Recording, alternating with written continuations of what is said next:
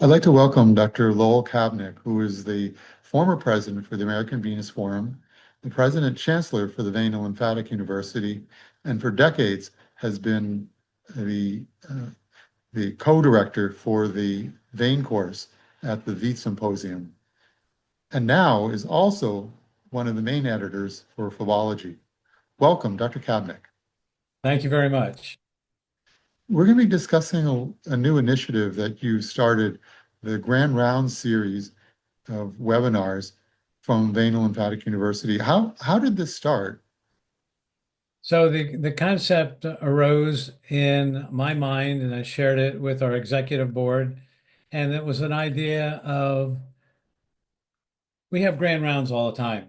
In medicine, they have grand rounds. In surgery, we have grand rounds, and we discuss topics and we bring ourselves up to date. When I was going through training, there was not a grand round, so to speak. I mean, there was, but I'm saying the thing that resonated with me was every month I've got um, a series of papers that brought us up to date that they would review every 2 years. So total going through in 2 years, they would be able to hit every topic. And that kind of helped us along.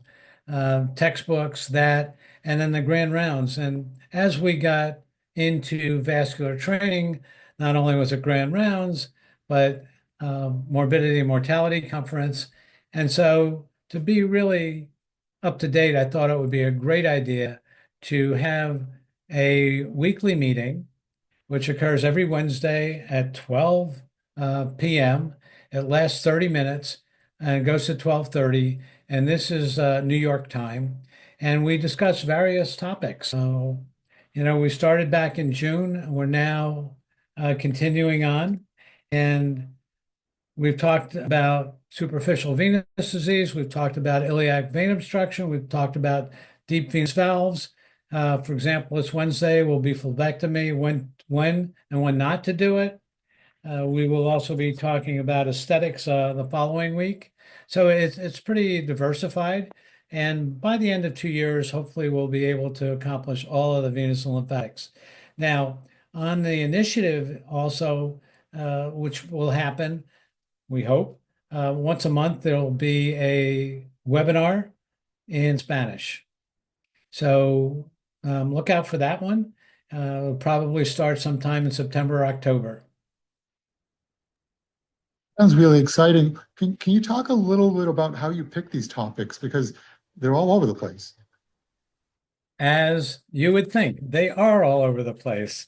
And we pick these topics. Some of them are controversial.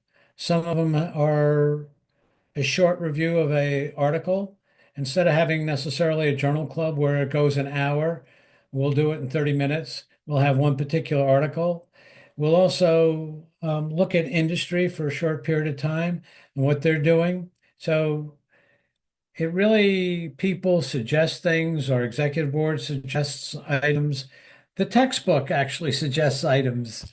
And so if I feel that there's a lot of controversy going on in a particular subject, for example, venous obstruction, iliac obstruction and pelvic venous disease and the treatment, well, we'll have round two and round three because it's always interesting to hear our discussants and our lead speaker get into it. So it is pretty dynamic. And if it's not dynamic, I'm certainly going to make it dynamic. Certainly do. And I actually like the controversies, the questions that you ask, because they are pointed and you really do put the speaker's feet to the fire and really ask the clinically relevant questions that we need answered. So thank you for all the work and putting all this together and making it very short, very focused, clinically oriented, and it keeps moving along. You push it along. So that's really helpful. And make sure that everybody knows it's just not from the United States, it's global. And so we have representatives, and sometimes it's interesting to see the difference of how they approach deep venous disease as well as we. And remember, the iliac stents and things came from outside the United States because they were approved by their governing board before we did. So we learned a lot from them, and there are certain things that were approved here in the United States before they got it, et cetera, et cetera, et cetera. And there are things that we have that they don't have. So it's kind of interesting to share that information. I actually really learn a lot when I hear about the technologies, tools, and ideas that we don't have here in the US for a variety of reasons.